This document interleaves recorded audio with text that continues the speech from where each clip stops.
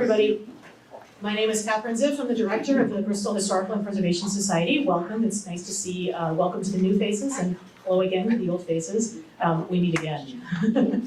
I am delighted to introduce Christian McBurney, who right now is the preeminent expert on the Bristol raids. We've had a lot of interest in the Bristol raids, and I keep saying, I don't know, ask Christian. So you're gonna get it here from the horse's mouth himself. Thank you so much for being here. He actually drove up special, so really, we are grateful that he's here. Yep.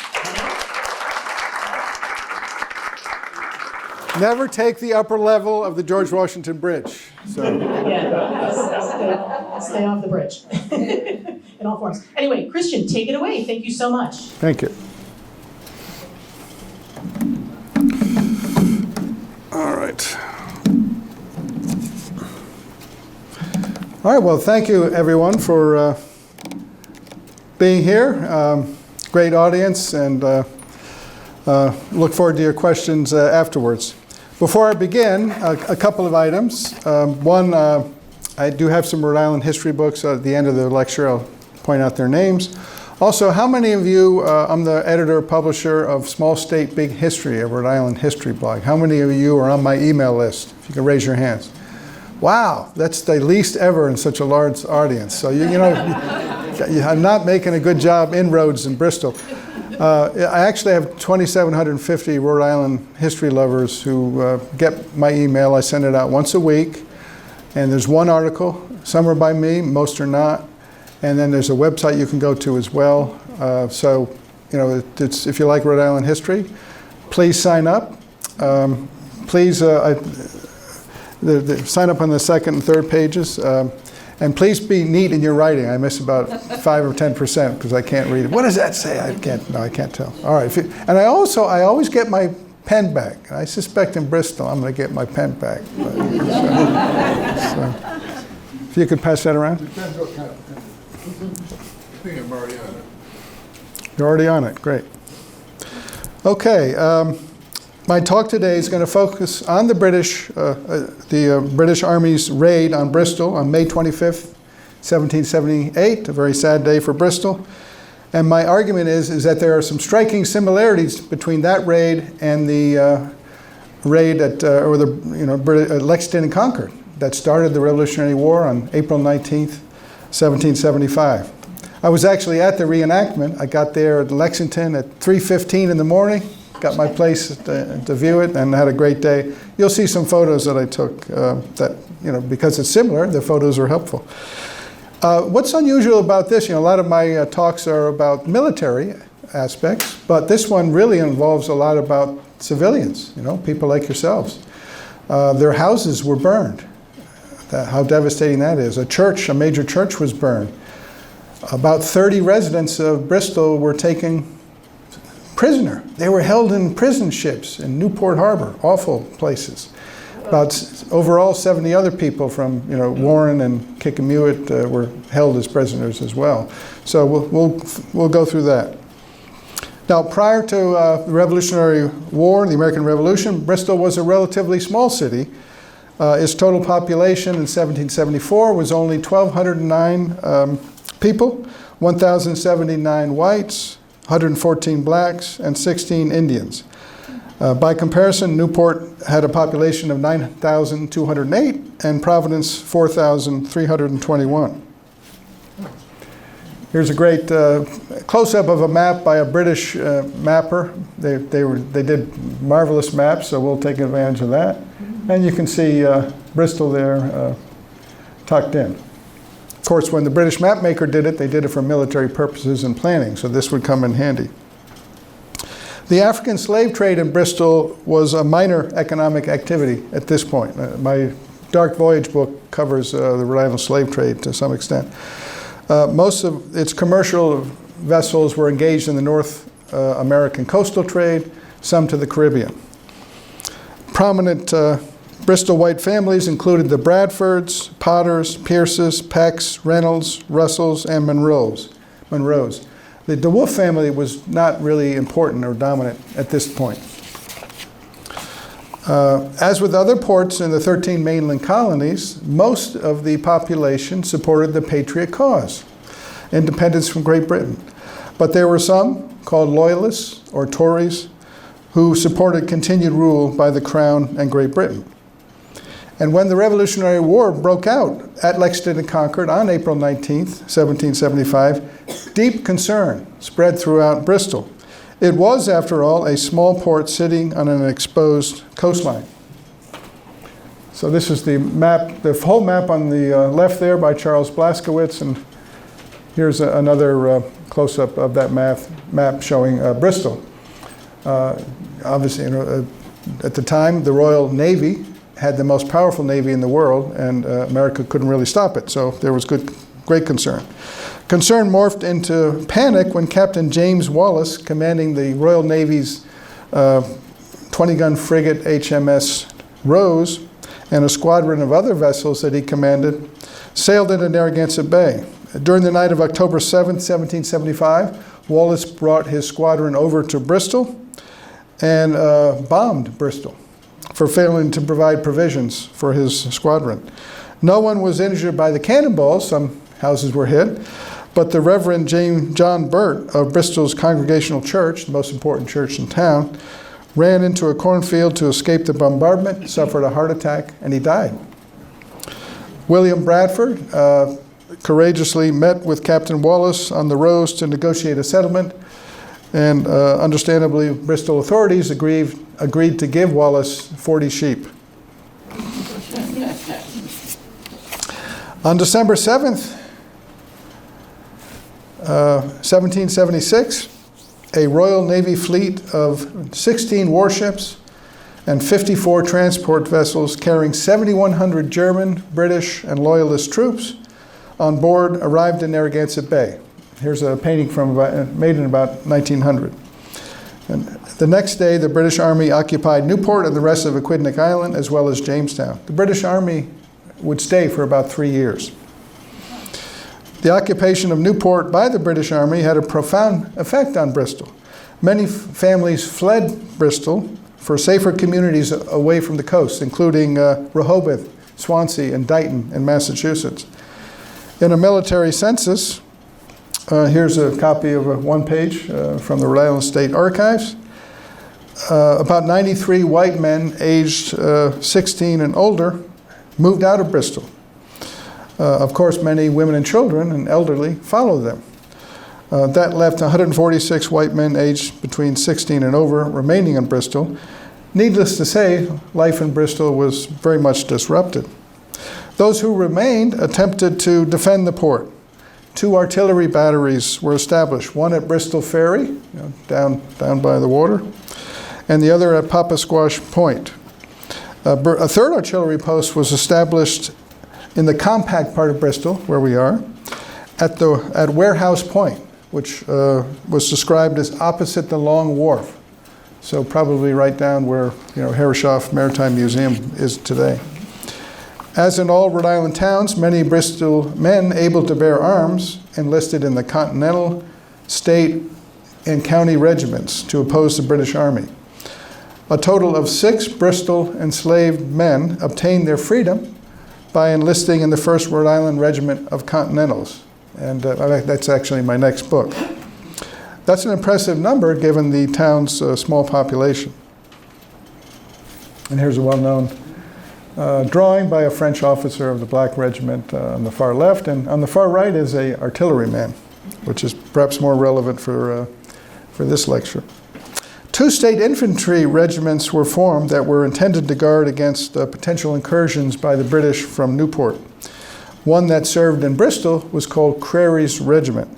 The soldiers in these 2 regiments were more experienced than the county militia, who were just called up every now and again, but they weren't as experienced as the Continental Army that was paid for by Congress, Continental Congress. A company of militia from Bristol was also established, commanded by Captain William Troop. So if you were between the ages of 16 and 60, you were a male, able to bear arms, you would have been a member of that militia group, and they rotated, doing patrols. The men of the town of Bristol, which went all the way up to Warren, were divided into 2 classes and rotated the patrol duty. Militiamen were posted at Great Neck, Papaquash Point, Mason's Point, the Narrows. Anyone know, is that a common term used today, the Narrows? Yeah. That's where, Kickemuit River meets Mount Hope Bay, Bristol Ferry, and the compact part of Bristol. They were on the lookout for any British ships that might be approaching Bristol, perhaps to burn it. A company established in Warren, commanded by Captain Ezra Ormsby, did the same. A state artillery regiment called Elliott's Regiment manned the fortified posts at Bristol Ferry and Papaquash. At the northern end of Portsmouth, located across from Bristol Ferry, was a British Royal Navy artillery post. That was also called Bristol Ferry, so they were both easy to remember.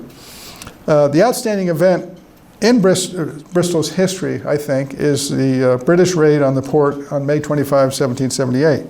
Now, why did the British Army from Newport raid Bristol and burn down 19 houses, the county jail, and St. Michael's Episcopal Church, and seize as prisoners 30 of his residents? We'll find out. The story starts in Paris, France. After the stunning American victory at Saratoga in upstate New York, King Louis XIV of France was ready to commit openly to support the United States. France had always been a long-time rival of Britain. Those were the two most powerful Western countries in the world. France got beat pretty badly in what's called the French and Indian War here in North America. They lost Canada. Now they're looking for revenge. They were providing patriots with some monetary support, but now they're coming out and supporting directly. And actually there's a fleet that's being organized in the Mediterranean, French Mediterranean, that's going to be sent to North America. And the British find out. They find out about this fleet that's going to be sent to North America, so they're on guard. At the time, the British occupied Philadelphia, New York, and Newport.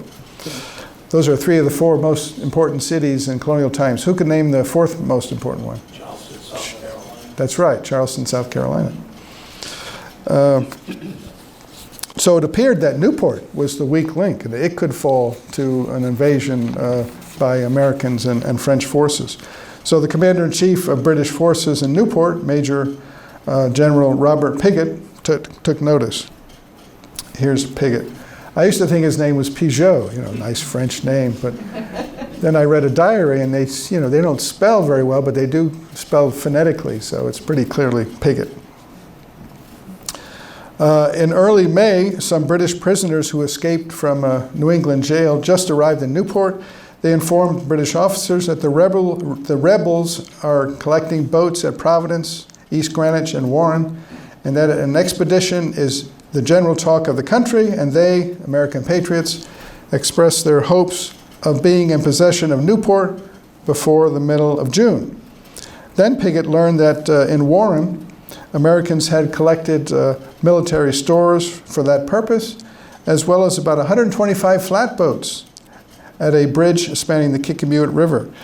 The British believed that an attack on Newport was imminent. So if, Newport, Aquidneck Island is surrounded by water, so in order for the Americans to invade Aquidneck Island, you got to take boats, and that's where those 125 boats would come in. While the British believed that an attack on Newport was imminent, in fact, the American Army was not in any position whatsoever to make such an attack. The commander of the Rhode Island Theater in the American side was Major General John Sullivan of New Hampshire. He only had 500 troops under his command. About 150 were the 1st Regiment of black and soldiers, and also other soldiers, free soldiers of color, as well as Indians. It thus made no sense for Sullivan to attack Aquidneck Island. Now, what we know from this raid on the British and German side, the Germans were allies of the British, mostly comes from two diarists. The man on the left is Major Frederick Mackenzie, did a marvelous diary of most of the Newport occupation by the British. The one on the right is Captain von der Malsberg. He played a key role in the Battle of Rhode Island when they were going against the Black Regiment, which is pretty famous, but I'm not going to talk about that here. But his whole diary has never been translated, and as part of my being hired for this project, I had this diary translated, at least as it pertains to the Bristol raid. Still, General Pickett decided to raid Warren and Bristol. His main goal was to destroy the 125 flatboats and thereby delay an American attack on Aquidneck Island. He also wanted to destroy any stockpiled military supplies. He was confident that the whole business, in quotes, could be finished before the Americans assembled a significant force for a counterattack. He was aided by accurate intelligence, probably from spies or local loyalists. Loyalists, civilians on both sides knew all the information that was going on. He was aware that there was only a guard of 10 men on the boats at Kickemuit Bridge, and only 250 patriot troops stationed on the whole peninsula from Warren to Bristol Ferry. Pickett collected a total of 500 soldiers from the British 22nd Regiment, the elite flank companies of the British 54th Regiment, a company of elite Hessian chasseurs, they're called, 125 German troops from the von Hoyne and von Bernau regiments, and a handful of Royal Artillerymen and Loyalist guides. These are German von Hoyne troops, a drawing of them. At 8 p.m. on May 24th, the strike force set out from Newport and marched northwards towards Arnold Point in Portsmouth. The commander of the detachment was Lieutenant John Campbell, the head of the British 22nd Regiment. Now here's a map on the left that I'm going to rely on a lot tonight. It was by Edward Fage, another British map maker, and you can see the caption here. By 12:30 a.m. the next morning, the attack force, well, let's go for the departure. So here's an excerpt from, you can see they marched from Newport up the West Road, and they then veered off onto Arnold's Point on the left there. By 12:30 a.m. the next morning, the attack force was on board a flotilla of flatboats, barges, and whaleboats. They began to proceed to the north, escorted by 2 Royal Navy frigates, the 32-gun HMS Flora and the 36-gun HMS Venus. At about 3:30 a.m., Campbell's men splashed ashore about 3 miles south of Warren and 1 mile north of Bristol. The British had landed on Great Neck, which was part of the Bristol. So you can see that top line where it ends, about 1 mile north of Bristol. Captain Thomas Allen's company and Crary's regiment was stationed near the landing zone.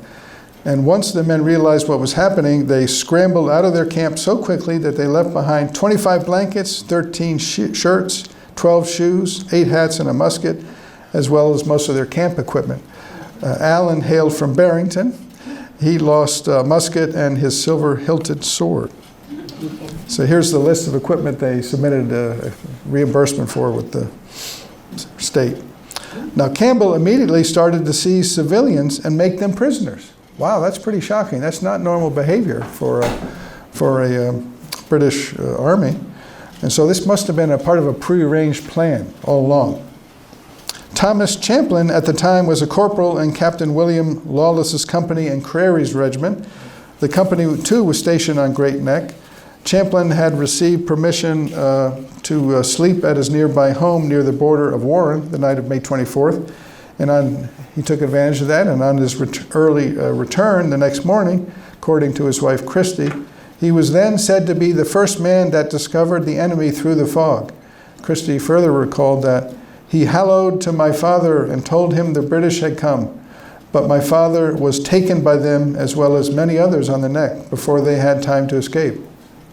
So they were taken prisoners. Now you've heard about the Battle of Lexington and Concord. The British are coming, the British are coming. Well, one interesting point is they didn't say that because at that time everyone was British. We were all British. So they would say the regulars are out. That's the term. So now that's what Champlin said. The regulars are out.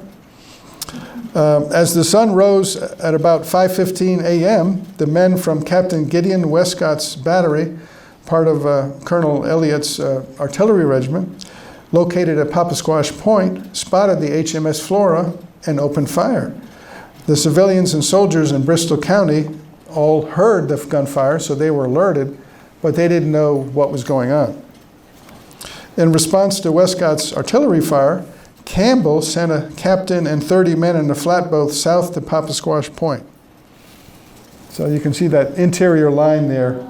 He sent men back to Papasquash Point, and they captured Westcott and 9 of his artillerymen. Some others escaped. And they also burned down the platform, spiked the cannon.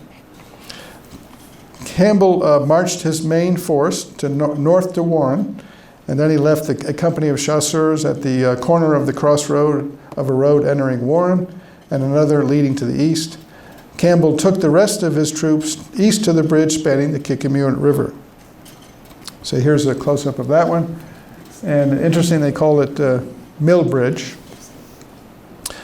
Beneath it, he found some 80 flatboats, some capable of carrying 40 men each. No guards were present. The only people there were workmen who were working to repair the boats. And some of them, the boats were in pretty good shape, so they pushed them into the river so the tide would take them out, and they couldn't be caught. But the British soldiers captured the workers, dragged the rest of the boats, put them in piles, and burned all the boats. The British say they burned 125 boats. Americans said, well, there were 80 there, and they burned 70. So that was, he also burned a Rhode Island State Row Gallery there that mounted 12 cannon. That hurt the state. 2 sloops, a storehouse, equipment for repairing the boats, a corn mill, 7 houses, and the Kickemuit Bridge. His main task was accomplished. So Campbell then, he could do whatever he wanted. Hey, let's burn down a few houses. So here he's marching towards Warren now. He has to get off. He has to go through Warren, then down to Bristol, and then down to Bristol Ferry. These are some troops who are marching on the road at the Lexington Concord reenactment. And it was a hot day, so they allowed they're not marching with their rifles up. And a lot of credit to the British reenactors. They marched about 6 miles that day. Now, his troops burned in Warren. Campbell's troops burned a store owned by the Child brothers, used to supply nearby American soldiers. This store had a variety of military supplies, including gunpowder. So the gunpowder exploded, which likely caused the Baptist meeting house and some houses to catch fire. So the Baptist meeting house was important in Warren. That's actually where Brown University had its first classes. Next, they torched a newly built 16-gun sloop of war ready to be used as a privateer against British shipping. 8 or 10 houses were burned, as well as the Baptist church. Then the soldiers got out of hand. They entered homes of inhabitants and plundered them of many valuables that could be carried, such as cash, watches, silverware, and even suits of clothes and beaver hats. Campbell continued with his prearranged plan to capture civilians and hold them as hostages. And he captured the Congregational Church minister, Charles Thompson. The British hated Congregational Church ministers. They considered them arch rebels.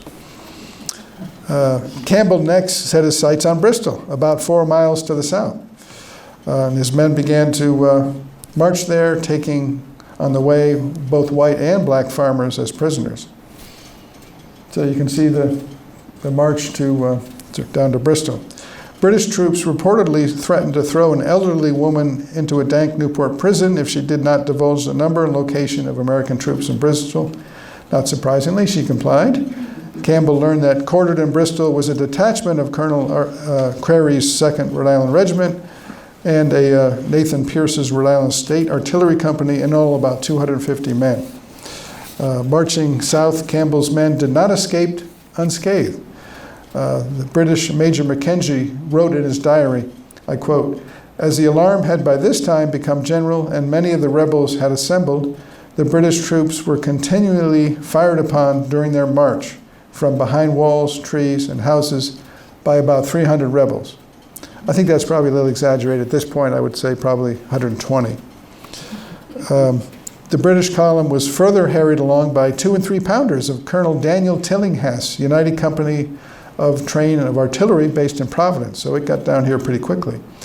One of Tillinghast's artillerymen recalled after the war that his unit had fired a few shots at them from our field pieces, with the result that the British retreated very quick.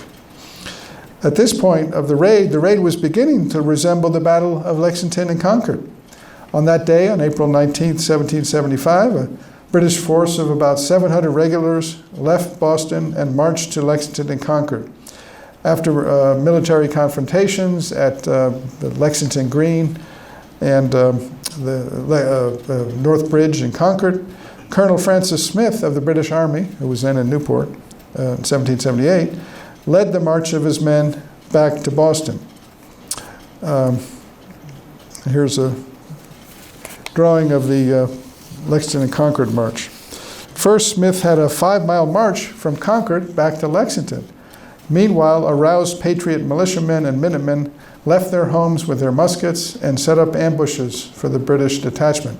The soldiers fired from behind rocks, trees, and houses, inflicting serious damage and casualties on the British force. In some cases, it wasn't just individuals, there were entire companies and regiments of militia formed and challenged the British column. On this part of the march, Smith had to leave his killed and many of his wounded behind. Finally, the survivors of the British force reached Lexington, and there was General Lord Percy. He had a brigade of British troops to reinforce Smith's exhausted men. So militia and Minutemen, many organizing companies, still continued to harass the British, and they got in some fierce firefights during the march from Lexington back to Boston, Cambridge and Boston. British killed and wounded for the day far exceeded American casualties. Here's a good drawing of ordinary militia soldiers. This is, you know the tricorner hat and that kind of thing, which I held. I did an article actually about my day at Lexington and Concord on Small State, Big History, so I had the triangle hat. But you can see in this case, there's some floppy hats there and kind of homespun clothing. So it's probably more what they look like then. On May 25, the British raiders had been on the island for several hours, and patriot militiamen did begin to gather and set up ambushes against the enemy column. They were imitating the militiamen and the Minutemen who fought at the Battle of Lexington and Concord. For example, Simon Wheeler of Rehoboth, Massachusetts, was at work, quote, topping off a haystack on his father's farm when he heard about the raid. As Wheeler recalled, I immediately jumped down, ran to the house, seized my gun and accoutrements, and was on the march in 5 minutes. So that could have been some of you guys out there if you were alive in 1778. Here's two militiamen. At Kickemuit, William Bowen, his brother James, and a neighbor, Jeremiah Pierce, grabbed their muskets and ran to join a militia company from Warren, called out by its commander, Captain Ezra Ormsby. The local men, along with others in Ormsby's company, followed the enemy in retreat and fired on them. James Mason also recalled, a lot of this is from pension applications, done in the 1820s, 1830s. James Mason recalled that as a private in Captain Ormsby's company, he and others of his company turned out and pursued the enemy. Walter Burdick of Charleston, Rhode Island, was in the area, but he was one of the workmen working on repairing the boats. He joined 6 local men who assailed Campbell's rear guard. According to Burdick, they had several fair fires at the rear guard and continuing firing at them until they retreated. But Burdick was wounded. He received a nasty wound when a musket ball entered above his left hip and lodged near his backbone. And he got a pension for the rest of his life. So here's some photos I took of the militia firing at Concord, Lexington and Concord. Now, at the Battle of Lexington and Concord, in order to reduce the effectiveness of patriot militiamen and Minutemen hiding behind rocks and trees and firing at the British column trying to return to Cambridge, British officers sent out flanking parties to attack them. So they'd send out into the roads to go into the houses and behind the trees. And this is how many of the patriots received their casualties. Campbell adopted the same tactic on the march from Warren to Bristol. British Major Mackenzie wrote in his diary that flank companies of the 54th Regiment acquired a great deal of credit for their address and conduct in flanking and covering the march on the main British column. Meanwhile, Colonel Crary's soldiers and Captain Pierce's artillerymen mustered at the Bristol Town Common. Crary decided not to defend Bristol, either because he was heavily outnumbered, a good reason, and perhaps also he didn't want to have the town destroyed as a result of a fierce battle. In any event, he and Pierce led their commands out of Bristol by way of the back road. Upon arriving in Bristol, British and Hessian soldiers repeated their campaign of burning and plunder. Loyalist guides were aware of the depots of military supplies in Bristol. They likely were aware that Scion Martindale of Bristol had been granted by the General Assembly, quote, the care of the forts, stores, and ammunition in Bristol. So here's the close-up of Bristol and phage map. You can see three levels of roads there. Within a 1 square mile of the port of Bristol stood roughly 100 homes and several public buildings. The raiders burned the county jail, which was used to house loyalists who were sometimes arrested for not being patriotic enough. Interestingly, the raiders did not burn the old Bristol County Courthouse that stood on State Street. Not sure why not, but the historic courthouse that stands today was not built until 1816. Here's an image of the Battle of Bunker Hill, and that's Charleston burning in the background. So Charleston, the British burned about 400 houses in Charlestown. A few of the houses were being used by sharpshooters to attack the British at Bunker Hill, but they could have just dealt with those houses in front, but instead they burned 400 houses. The raiders targeted a house in Bristol identified as containing military stores. Houses known to quarter troops, or that were owned by patriots, such as the homes of the deceased Reverend John Burt and Simeon Potter. Mark DeWolf's Burton Street home had been the quarters of the local artillery company and was set on fire. The Bristol quarters for Captain Thomas Allen's company and Crary's regiment was burned. William Bradford's house at what is now the location of 474 High Street, then called the best in town, was torched. Bradford had been serving as a lieutenant governor of the state. He had just stepped down. British officers were advised by loyalists to inform them of the proper houses and buildings to burn. Even so, one contemporary report recalled loyalist guides torching houses. The Providence Gazette reported later that the notorious loyalist from Newport, William Crossing, had personally fired several houses at Bristol and Warren with his own hand, and had further been very active in robbing defenseless women of their necklaces and rings. Cast out of their communities, loyalists took advantage of the opportunity to obtain revenge. The raiders dealt with loyalist residents in Bristol harshly as well, so not just patriots. General Sullivan later reported to General George Washington that the British and Hessian troops, quote, made no distinction between their friends and foes. Some women who had been long noted as their faithful friends were... Oh, gosh, I thought I... 2 days after the raid, a Newport resident... first that some of these loyalist women had their shoes, rings were taken from their fingers, handkerchiefs from their necks, etc., buckles from their shoes. 2 days after the raid, a Newport resident would complain wearing apparel of all sorts, necklaces, rings, and paper money taken as plunder at Bristol and Warren were offered for sale by the soldiers. So they would take what they could carry and then they could resell it at Newport. According to one story, a British officer intentionally burned a church meeting house after being informed that what appeared to be tombs beneath the church actually housed the town's gunpowder magazine. After the blaze began, angry church parishioners informed the officer that the burning church was St. Michael's Church of the Church of England, that many of its members were sympathetic to the crown, and that it hid no such gunpowder supply. According to another report, the officer burned the church because he believed it was the congregational meeting house, which, as I said, the British despised. But that last explanation doesn't really carry credence because the actual congregational church was not burned.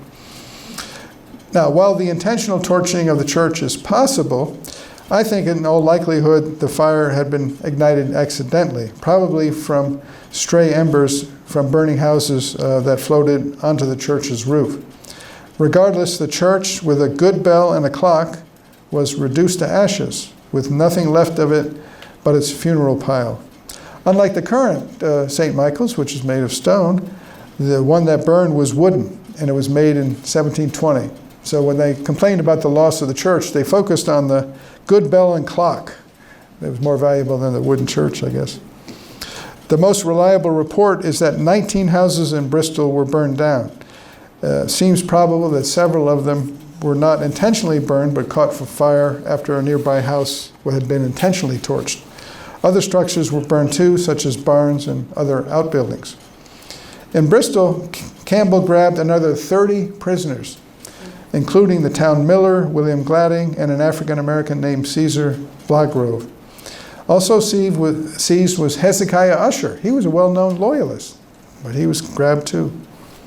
It was now nearly 11 a.m. With the primary goals of the raid achieved, Campbell must have been concerned that since his detachment had been marching on Bristol Neck for 7 hours, it gave time for local militia to mount a serious counterattack, especially from Providence. It was only, 10 miles away. He ordered his men to march to Bristol Ferry, where the British Navy transport vessels would pick them up. So here they are marching. Militiamen began to gather on the road from Bristol to Bristol Ferry to harry the British column. Private Joseph Ashley of Captain Thomas Allen's company, Colonel Crary's State Regiment, recalled that initially his company had retreated to east of Warren and escaped over a bridge. Then, Ashley wrote, the militia came in very soon and we drove them, Campbell's force, off down to Bristol Point, that is Bristol Ferry. The situation again seemed to resemble the disastrous march of the British detachment back to Boston on April 19th. But there were some important differences. On April 19th, Patriot militiamen and Minutemen greatly outnumbered the British detachment, and they often operated in established companies and regiments. 3 years later, on May 25, enemy forces outnumbered the Patriot militia, and state troops by about 500 to 200. Moreover, the Patriot forces mostly consisted of disparate individuals and portions of companies, like Ormsby's companies and from Warren and troops companies from Bristol, along with parts of Crary's regiment. Accordingly, the Patriot militia response on May 25 was not as effective as the one on April 19th. Still, while the attackers had not suffered any killed, Campbell did have some wounded. Unlike at the Battle of Lexington and Concord, where some wounded had to be left behind and captured and cared for by Patriots, on May 25, Campbell was able to bring all his wounded back along with him. Word of Campbell's raid did not reach General Sullivan in Providence at his headquarters until 8 a.m. Fearing that the raid was merely a feint designed to distract him from a major assault on Providence or other part of mainland, Sullivan held what few troops he had in their positions. He did send Colonel William Barton, the hero of the capture of Major General Prescott, at the house in Portsmouth. Have anyone here been to know what the capture of General Prescott is? I actually, one of my books was on that. Andrew here has it in his possession. It occurred in Portsmouth. And Barton did an incredible job organizing this raid by about 48 men. They went across from Warwick Neck, across in between British frigates, and walked about a mile up to General Prescott's house where he was staying in Portsmouth, surrounded it, grabbed him, took him back, and carried him back to Warwick Neck, all without firing a shot. Now, reaching Bristol Ferry, so he had with him about 20 mounted guys from Providence. So not very much, Sullivan decided, I'm going to keep my soldiers where they are. He's worried about a bigger raid elsewhere. Reaching Bristol Ferry, Barton took command of some 200 soldiers, including part of Crary's regiment, Ormsby's company of militia, and other local militiamen who continued to pepper Campbell's troops with musket fire from behind stone walls and trees. This was probably the time of the hottest fire between the two sides, between Bristol Ferry and Bristol. The Providence Gazette reported that the British also herded a number of their prisoners to their rear in the hopes of discouraging American fire. Using civilian prisoners as human shields was a shocking development. And it appears that this tactic was a lesson that the British learned after the Battle of Lexington and Concord. So that's one of the surprising conclusions that I've come up with. Said, hey, what we should have done at Lexington and Concord is take all these civilians as prisoners and they wouldn't have fired at us so much. And they did that here in Bristol. Watching the action from Aquidneck Island, witnesses, quote, heard the fire of musketry, the explosion of magazines, and the roar of cannon from British warships. They saw, quote, the blazes of the houses and vessels with pillars of smoke ascending like pyramids into the air above Bristol and Warren. So it must have been a pretty shocking sight. At 11:30 a.m., Campbell's men surged up to the heights above Bristol Ferry, seized an abandoned American artillery battery there. The Americans didn't want to come any closer. Not only were the British firing at them, now the Royal Navy ships could fire their cannon at the Americans, and also cannon from the Bristol Ferry Royal Artillery post at the tip of Portsmouth. Here's Colonel Barton, by the way, the hero of the raid of General Prescott. And here the Americans are keeping at bay, from the British. From the heights, Lieutenant Colonel Campbell and his officers spotted the HMS Flora and the transports between Hog Island and Aquidneck Island approaching the shoreline. Within a half hour, raiders descended the hill in good order, reached the shores at Bristol Ferry, got back into their flatboats, and were on their way to Aquidneck Island. Racing forward to deliver parting musket shots from the shore, American militiamen were satisfied to find drops of blood left by the British wounded and Hessian soldiers. Tillinghast's artillerymen pulled their guns to the heights and fired several shots at the Royal Navy frigate. But Captain Brisbane, in his journal, with evident relief, wrote that the shots passed through our sails. Whoa, that's, if they can go through the sails, they can hit the boat, but they didn't hit the boat. So here's the map showing the departure from Bristol Ferry. The raid was a smashing success for the British. Just for this lecture, I had translated excerpts from the German diary of Captain Friedrich von der Mausberg, which adds new information about the return trip. Mausberg wrote that General Piggott and the commander of the German troops in Newport traveled to Bristol Ferry at the tip of Portsmouth early in the morning of May 25th to witness the deployment of their troops. On the return of the soldiers from Bristol County, seeing Piggott and Losberg, the German general, still there, Mausberg recorded, quote, the troops shouted out to them 3 times, huzzah, which was answered by the generals with great joy. In Newport, a grateful General Piggott praised the especially good fighting spirit of the officers and the privates of Campbell's detachment. They had burned more than 70 flatboats, the British claimed 125, spiked more than 40 cannon, destroyed a considerable amount of American military supplies, burned roughly 40 houses and 3 public buildings, torched a state row gallery, and returned with almost 70 prisoners. Campbell's force had no men killed, but 13 men were wounded, including a lieutenant who resigned his position 2 months later, so I think he was pretty severely wounded. 2 drummer boys from the 22nd Regiment were made prisoners after Campbell sent them back to the vessels to request more gunpowder, and they were caught by local militia. So they probably wanted the gunpowder possibly to set fire to more houses. The American side got the worst of the engagements. 2 men were killed, several were wounded, and more than 10 soldiers were taken prisoner. One of the wounded was Colonel William Barton. He was standing up very bravely when the Americans were attacking the British, not taking cover, and he got hit in the hip and just above the knee, actually, and the ball went to his hip. He had a really bad fever for several months, almost died, but he did survive and got back to action about a year later. On May 27th, General Sullivan, here's General Sullivan, he's from New Hampshire originally, thanked the officers and soldiers of the militia who, with so much cheerfulness and expedition, marched to meet and oppose the enemy on the 25th instant. So he's thanking these militiamen who came out of their homes He singled out the wounded Barton for his gallant behavior in the action with the enemy. Bristol's residents submitted a petition for relief to the General Assembly, explaining that the enemy had in the most savage manner burned and destroyed our dwelling houses, furniture, clothing, etc., so that they had become beggars, living upon the charity of friends and neighbors. The General Assembly did grant £330 in relief. After the war, parishioners of St. Michael's Episcopal Church submitted a claim to the British government for reimbursement of their losses. Hey, you know, you guys, British Anglican Church, rejected. This is a St. Michael's petition. They submitted to the General Assembly for a lottery for a new church, and that was accepted.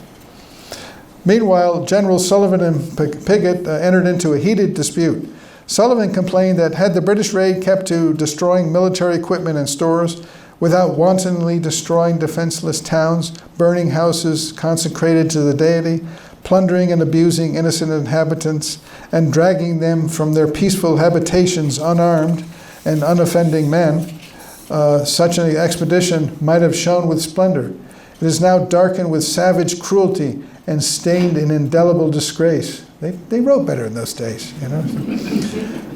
Sullivan was exaggerating. Campbell's men did mostly stick to war-related targets, but some fires likely got out of hand or may have been started by vengeful loyalists. Still, the British and Hessians were guilty of plundering homes and taking civilians as prisoners of war, which early Rhode Island historian Benjamin Cowell called outrageous and barbarous. Piggott claimed that taking civilians as prisoners was proper because under Rhode Island law, any male between the age of 16 and 60 could be subject to the draft. And they were actually subject to the draft. So, somewhat of a decent point. And he stated that he would treat his prisoners subject to the draft as military prisoners who had to be exchanged for the British military prisoners.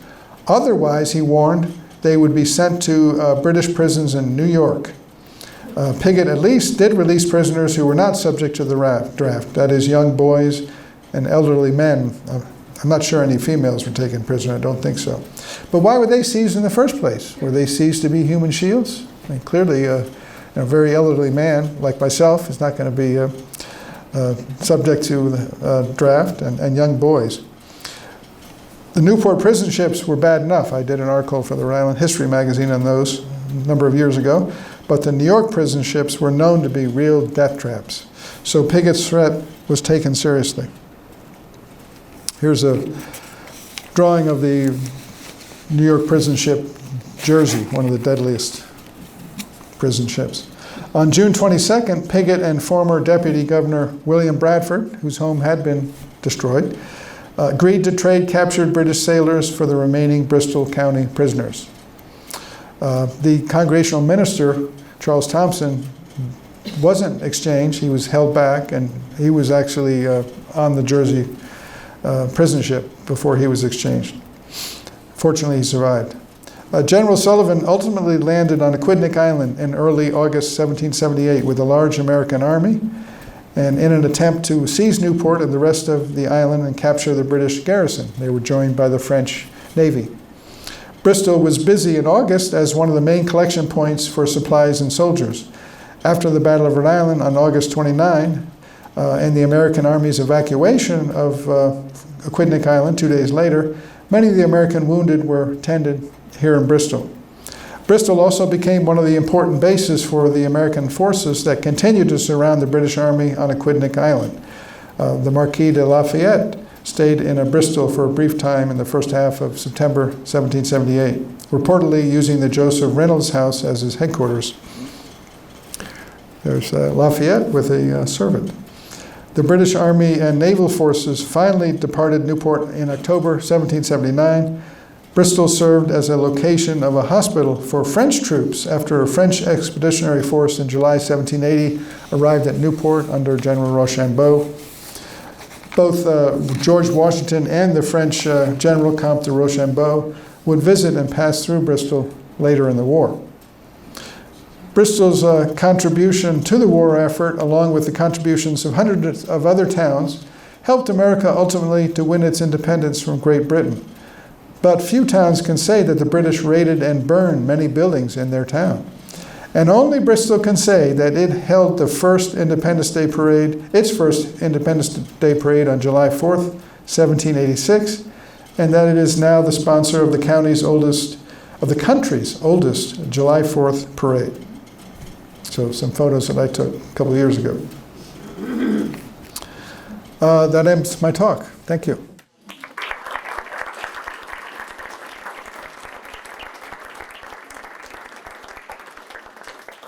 Before I take questions, again, I'll be glad to tell you I brought a few books with me. The first one is on the Rhode Island campaign. It's the main book on the Battle of Rhode Island and the French and American Allied attempt to take over Newport. Fascinating story. Plus, it has the most detailed description of the raid on Bristol as well.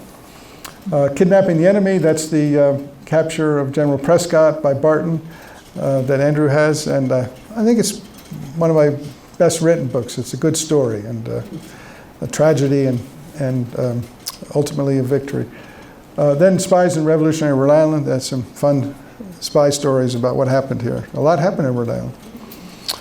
Okay, and also I have Dark Voyage, a book on the American privateer sails to Africa, a Rhode Island privateer, excuse me, and attacks British slave trade interests there, forts and British slave trading ships. So, glad to take any questions. I've read at different times that when they landed here, that it was approximately where Aaron Avenue is in Bristol. Question is, where they landed, the British force, was it near Erin Avenue? I'm afraid I don't know enough about the particulars of Bristol to say that. I wish I had more time before my talk to get up here and look around. It's approximately 1 mile south of the Warren line. 1 mile south. Well, they were 1 mile north of Bristol and 3 miles south of Warren. So that's where they landed. The editor of the Phoenix for 1,000 years said it was Aaron Road. The Phoenix? Yeah, okay. The Phoenix, no, well, that's pretty reliable. The Phoenix newspaper did an article on 1878 and the centennial, and you're saying that they said it was the Aaron house. Yeah, okay. So it was Aaron Avenue, according to what Aaron Avenue, okay. And Aaron Avenue wasn't Aaron Avenue then, obviously. It was a 600-acre farm. Yeah. And the French farm. There's a small gable roof house that's set back in the road just north of Rockville School. And it's and so it's hidden behind the stone wall, it's set back. It was a French family, F-R-E-N-C-A. The French family owned it back then. I think that's what the Phoenix newspaper said. And the right? family was sympathetic to Britain, and so that's why they picked that spot, according to what I studied. Why did they pick that spot? The family was loyalists. Loyalists? Yeah, and that's why they went there. And it's a very small house, and that's where they encamped. Not sure I believe that, but they didn't camp. They just, they did gather, and then they, boom, went off to march. But they gathered together, and then they would have marched immediately to the Kickemuit Bridge. The other thing is the Bristol-Warren line was further north. Yeah, the Bristol-Warren line was very close to Warren at that time. Well, it was, to the downtown. Yeah. I've also been asked to write an article on the raid, which via Catherine, which I'm doing. So I'll be sure to include the point about the landing spot and the Phoenix site. So, any other questions? It was a long time ago, but when I was in high school, I can remember my history teacher referring to a British officer as the scourge of the bay. Is that Wallace? Yes, that would have been James Wallace. He was the scourge of the bay. He attacked, excuse me.